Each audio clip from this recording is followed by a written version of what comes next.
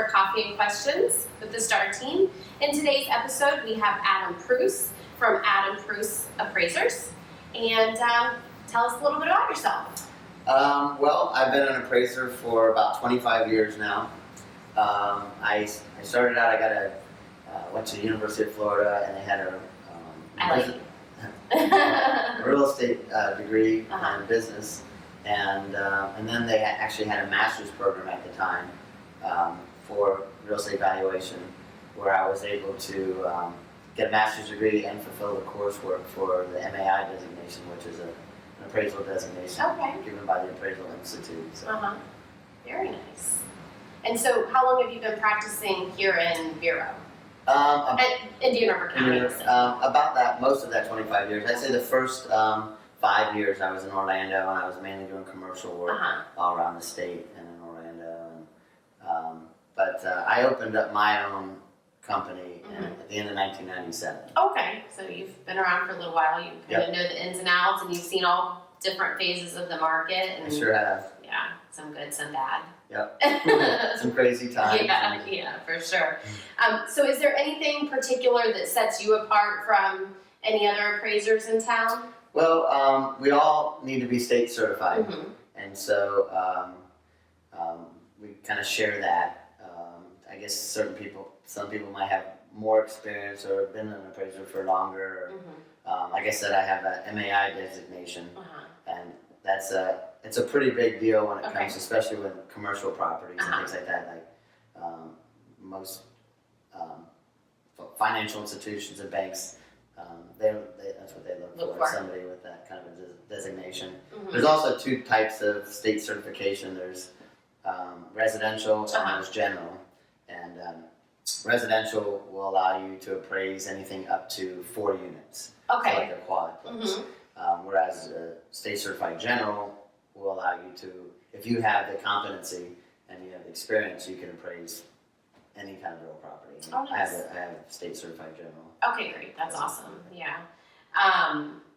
Which, because we have so much commercial and residential here, so it's nice that you can be able to do everything and have enough knowledge of both fields in order to feel comfortable to appraise them. So I'm going to just go ahead and ask you some questions that are typical, if you will, questions that we get asked by buyers. Especially if you've never purchased a home before, a lot of people don't even know what this appraisal process that they have to go through is and whatnot. And so a lot of times the first question is kind of like, how does the appraisal process work? Well, when somebody goes to get financing for a purchase for a house, one of the things the bank will require is an appraisal, and it's mainly for the buyer. Gives them some benefit too, because that way they make sure that they're paying a fair price for the property that they're purchasing. But it's really for the bank, and they're the lender. They're the ones that are putting a lot of money out there, and so they want to make sure there's enough collateral to back up the loan that they're making. And so they hire us to do an appraisal, and so we set an inspection, time to go out there and do an inspection of the house, and we measure it, and we take pictures for the report, and we take field notes as far as the quality and the condition of the improvements, and the neighborhood in general, any kind of features as far as in the neighborhood or adjacent properties. Obviously, if you're on a preserve or on a lake or something like that, that would be beneficial. And if you're on a traffic street or railroad tracks, that's going to usually be a negative feature. But try to take all the get as much information as we can about the property that we're appraising at that time. Right. Very good. So you kind of mentioned, you look for the neighborhood, you look for that type of thing.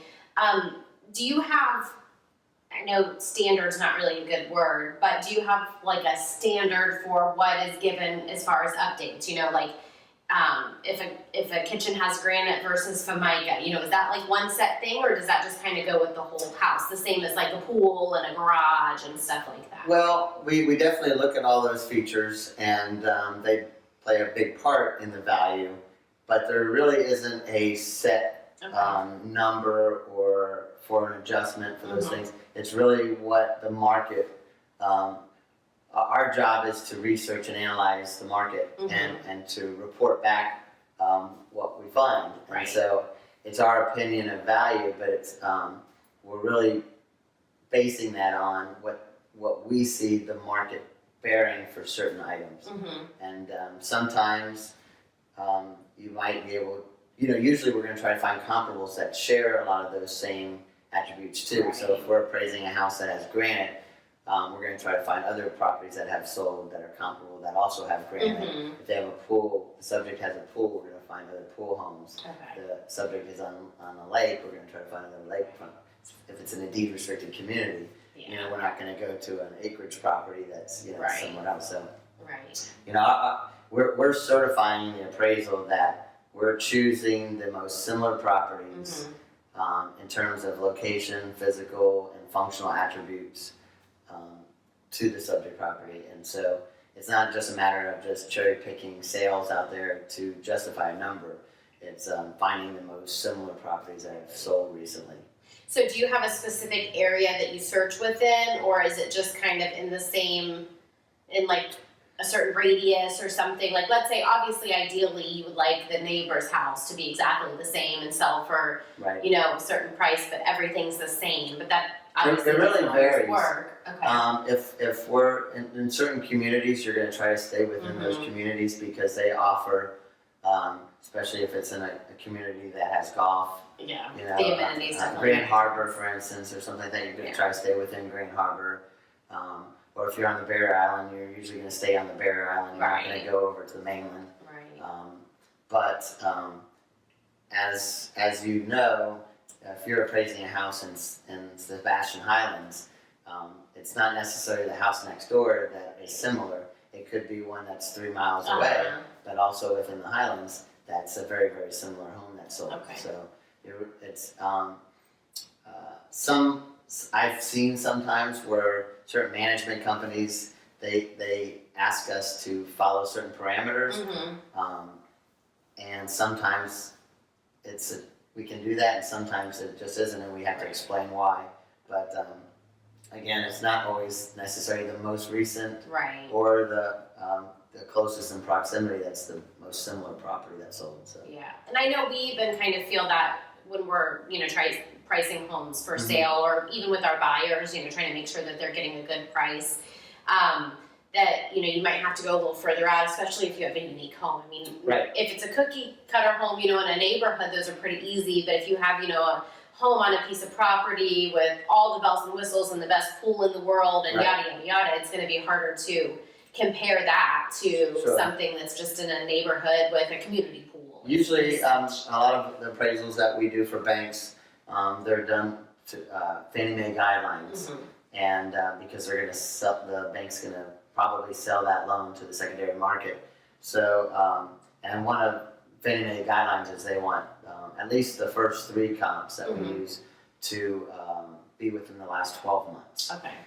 Sometimes we might find a really good comparable sale that sold 16 months ago, and we can use that as a 4th or 5th comparable just to show further support to our value or things like that.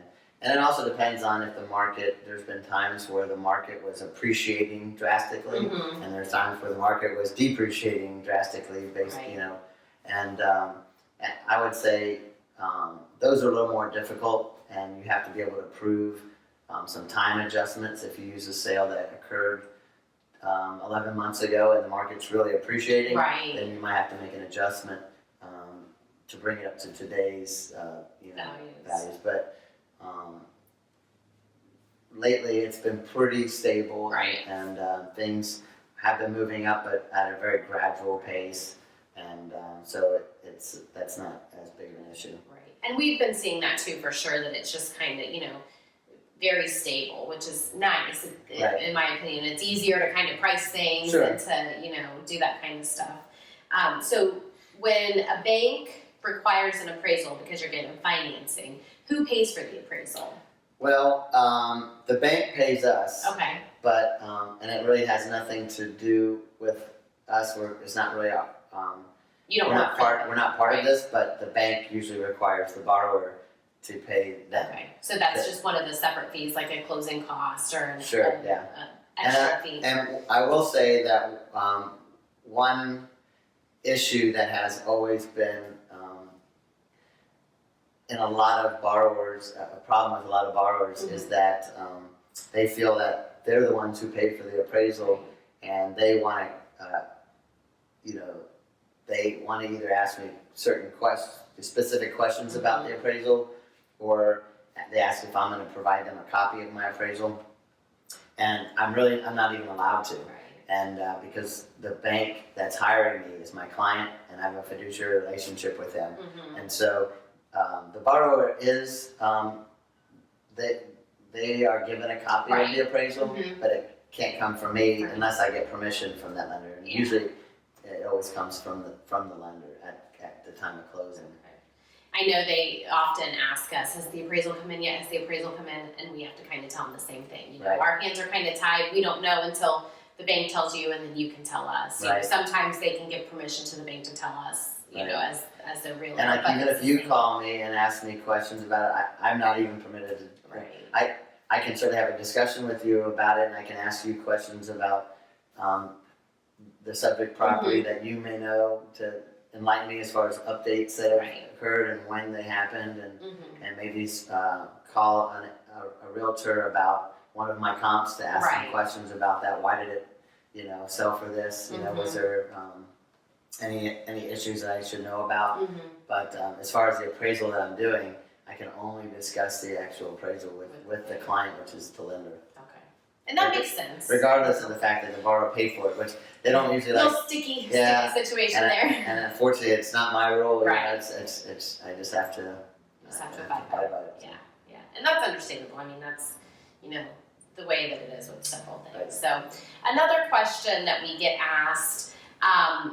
Does like a messy house or the cleanliness of a house or condo, does that play any role into the appraisal process? No, not really.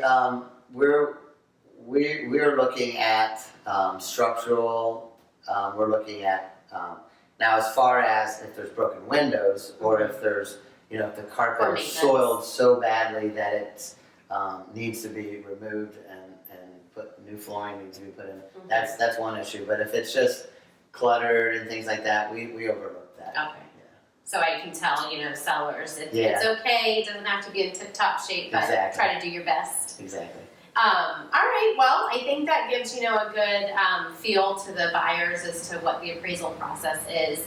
Sometimes we have other questions, and if they comment on our video, then we can get them answered from you and let them know. Yeah, and I'd be happy to talk with anybody too. I mean, just because I can't speak about a certain appraisal doesn't mean I can't answer general questions and things like that. Good to know. One question though before we wrap it up, and this is more on the seller's side. Is it beneficial for a seller to get an appraisal prior to listing their house? Do you do those frequently, or is that not common? I do that on occasion. Okay. I don't know. I would say it's real frequently, but. Usually more so if it's a little bit of a unique property. If it's a kind of like you were saying before, a cookie cutter, then I didn't mean that in any negative or derogatory manner. No, you just mean like it's a very similar. It's a typical type of property for that neighborhood. There's lots of sales and I would say that most real estate agents have a pretty good feel of what things should be listed for and what they're going to sell for, because they're dealing with buyers and sellers all the time. But sometimes, either because it's unique property, or I've also had where the seller was the agent was telling the seller what they feel like it should sell for, and the seller had a much higher figure in mind, and so sometimes the agent will say, well, let's get an appraisal done and have an unbiased person, and then that way, and sometimes I get to be the bad guy. We don't mind passing it off to you, I'll be honest about that. So, last question, I know I said that before, but on the same manner, if someone was to get an appraisal to see the value, does that appraisal count for anything? Like when the house goes under contract, can anyone use that, or do the bank still wants their? Well, if it was a cash buyer, they could certainly share it with that buyer, and they can share it with a potential buyer anyways. But there was a point in time years ago where that appraisal could have been maybe taken to that lender, and the lender may have asked us to update it, or but any more of the banking laws have changed and things like that. That they actually have to initiate the order, and they can't even. Their hands are tied. They can't even necessarily choose a specific appraiser to do it. Oh, that's a good point. They want to. It's a blind rotation, and they want to make sure that there's no signs of any kind of bias. So you can't gift the lenders lots and lots of gifts to be the one that they call. Yeah. Right. Yeah. I mean, it's just a matter of being on lists, and then when your number comes around, you get the next assignment, so to speak. All right. Well, we've worked with Adam before and never had any problems. He's always been pretty great. I can't foresee any problems, but it's really great to have a great relationship with everybody. The other agent on the other side. Not that we ever get to talk to the appraiser, except maybe if it's our listing to schedule the appointment. Right. But it's just great to have a good rapport with everyone in the community and someone that you might work with. And we also like to, provide as much information to our clients as possible. So we really appreciate you being here and answering some questions for us. And like I said, if you guys have any further questions, make sure to just comment below or let Ashley and I know, and we'll get them answered for you. So thank you again for coming, and I look forward to working with you in the future. All right, thank you. Thanks, guys, for checking us out today, and we will talk to you soon. Bye-bye. Bye-bye.